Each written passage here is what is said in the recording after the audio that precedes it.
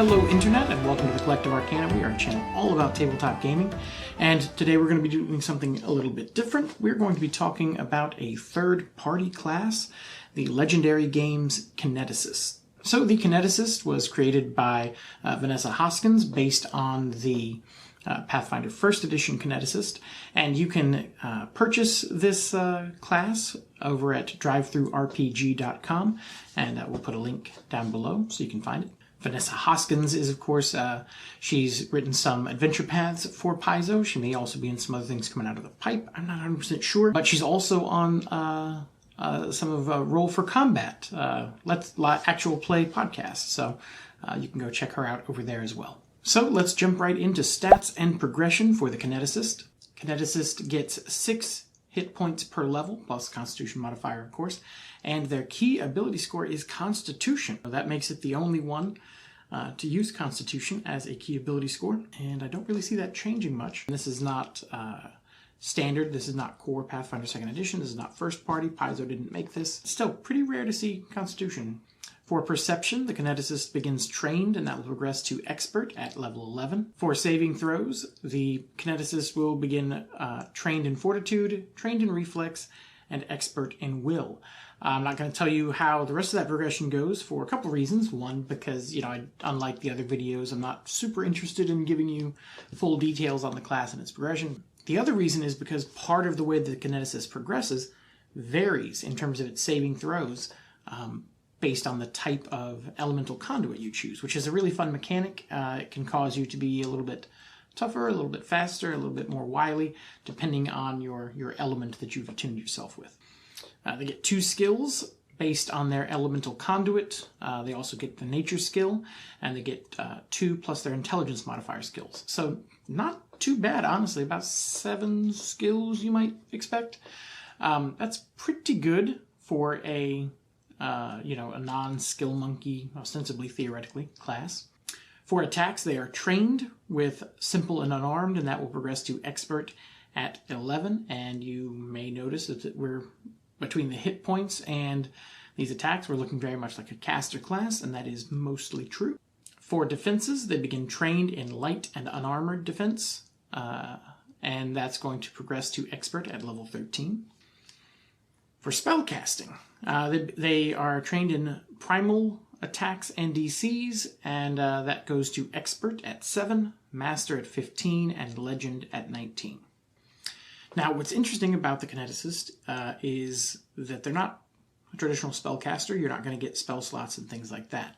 Instead, you get some cantrips, and you'll get some focus spells that are really only used to modify your cantrips, but there's a lot of modification that can be done to those cantrips. So, as I said before, there's an ability called Elemental Defense, and that determines how your Fortitude, Reflex, and Will saves will progress. It's also technically what it's called at level 13 when you get your defense up to expert.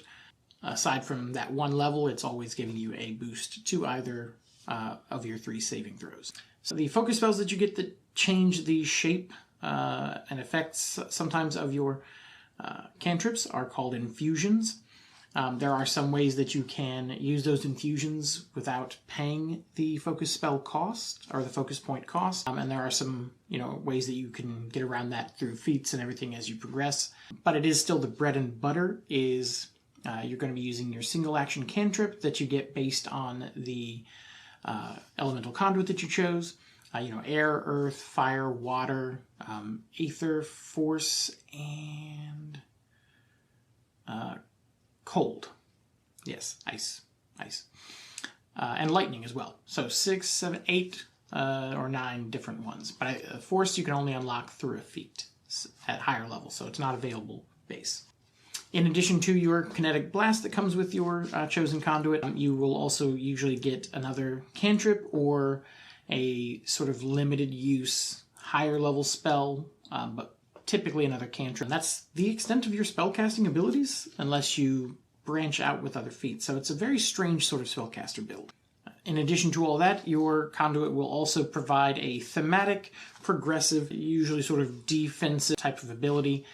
Things like boosts to your AC or temporary HP or things like that, just to help you out in case you do need to be in melee or just overall, it's a very squishy class. So those defenses help to shore up and allow you to survive a little bit longer. So let's move on and talk about some of the feats that we can select. So there are lots of feats to gain new abilities, often mimicking a spell with special limitations, maybe only a certain version of the spell, or you have to cast it as a reaction only on if certain things trigger it. There's a lot of circumstances or limitations on those spells, but otherwise it'll tell you that they function very similar to spells that are already in the book. You can increase the range of your blasts quite significantly. There are also ways to add sort of mixing elements into your blast, and there are ways to just pick up blasts from a different element as well. You can gain special movements based on your conduit, like flying for air, water walk, and swimming for water. Just things like that, things that you would sort of expect. You can gain special senses as well that can honestly be pretty powerful. You can gain bonuses when using your conduit powers, just sort of things that sort of happen with you, not unlike bloodline spells. Just casting them will give you some sort of minor effect, except the big difference there is that all of your spells are sort of your conduit spells. So, those boosts are generally going to be things that you're almost like permanent upgrades, really, versus the sorcerer where it's situational that you use the right type of thing. Kineticist, you probably use the right kind of thing. You can gain resistance or immunity to your element. You can bypass other creatures' resistance or immunity, not immunity, just resistance to your element. You can also gain a lot of special reactions, do some pretty interesting things with the class there, especially as a spellcaster, or, well, pseudo-spellcaster. The number of reactions that are there for you to try to grab are pretty wide.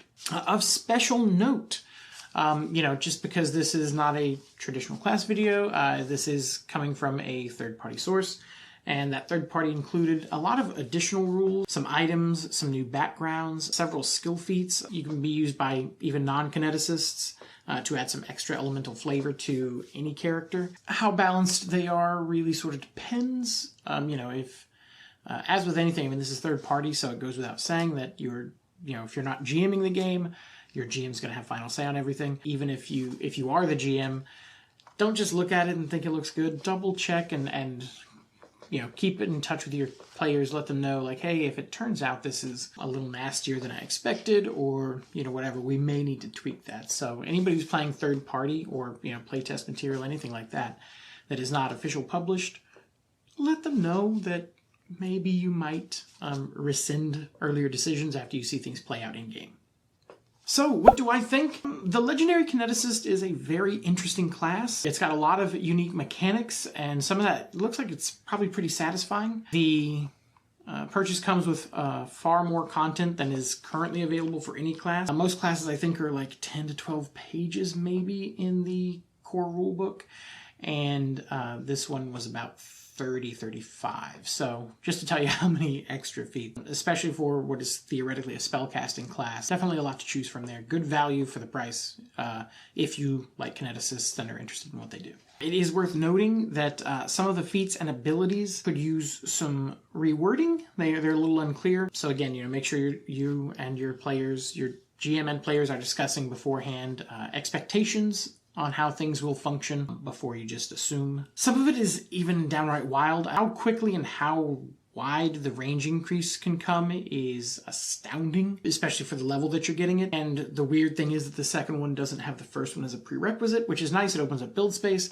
But for the amount of range you're getting and the level that you're getting it at, it definitely seems like sort of a no-brainer to take. There is also some that are really strong, especially in the Aether tree, Aether and Force. There are some abilities that are really wildly powerful.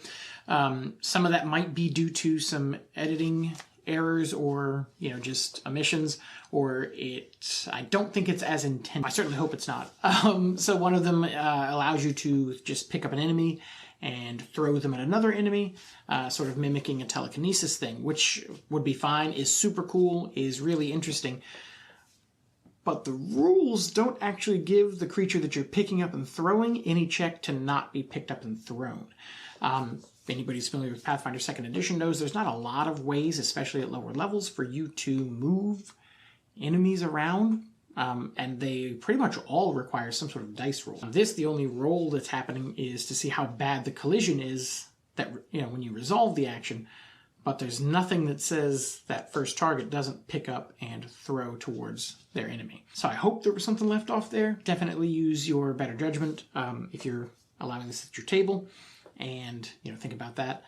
There's another one that allows a relatively nerfed but limitless use version of Force Ball, or Wall of Force, and that is a really powerful effect and could very easily be abused. Just the availability of it with no cooldown, no spell slot burned, anything like that.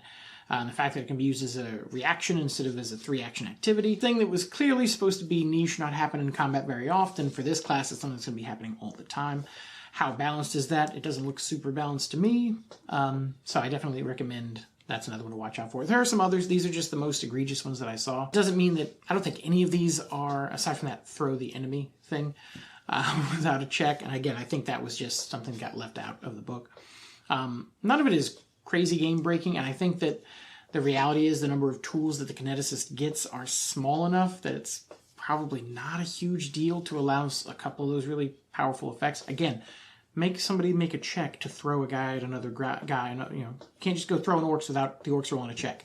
But aside from that one, use your best judgment. The class is very good. It looks fun. I do wish that it had a little more going for it. Some new things to do besides just, those blasts. You get the infusions. You can get feats and things like that. But at the end of the day, you're really not doing much. It's all very similar and all sort of samey, and your likelihood of having a build that has a lot of different elements are pretty slim. So, if you're fighting something that is resistant to your element, you really have no recourse for that until at least level 6. That can be pretty nasty. Hopefully your GM isn't going, oh, you're ice. Let me only make you fight things that are resistant to ice. Hopefully that doesn't happen, but it's certainly possible you could be in a situation, a dungeon that has a lot of that type of creature, and then you could have a whole adventure or two where you just don't really have a lot that you can contribute in terms of your bread and butter. So keep that in mind. Think about that. Of course, items and things like that are, they are what they are. They're, going to be however present they are in your game. That can mitigate some of that in those rare situations, but nothing's really going to make up for the fact that your thing that you've invested your entire class and your several feats in could be rendered completely moot over multiple combats, depending on the thematic monster choices of your GM. Which, again, most GMs aren't going to try to do that to you, but it's also sort of a big ask to tell them, listen, I'm fire. Can we never fight anything that's fire-based? That's kind of a big ask. So just keep that stuff in mind. And truthfully, most of the biggest offenders in terms of what I think is shaky to poor balance are the ones that are in the Aether and the Force schools, which are both, the least naturey, elementally feeling ones, and also the ones that seem to just have the most wide range of effective, non-effective. So I would recommend, if you're not sure about some of those scarier things that I mentioned, those scarier abilities, if you just drop those off and just say, hey, stick to the ice, fire, air, water, earth, stick in that electricity, stick to those 6.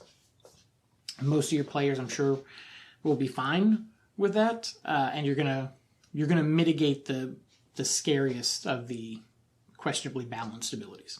One other thing to note, there is a clear typo on a focus spell, the Summon Spark, I think is what it's called, but it's a summon creature spell. And there's, at least on my version of the PDF that I got from DriveThru, there was no, after level 4, they all say you just need to heighten to level 4 to be able to cast, the 9th level version of the summon. So that's obviously not the case. So, use your best judgment there. Overall, final verdict, review. What do I think? I think this is a pretty cool, fun class. One of my players is really excited to try it out. It's definitely interesting and unique.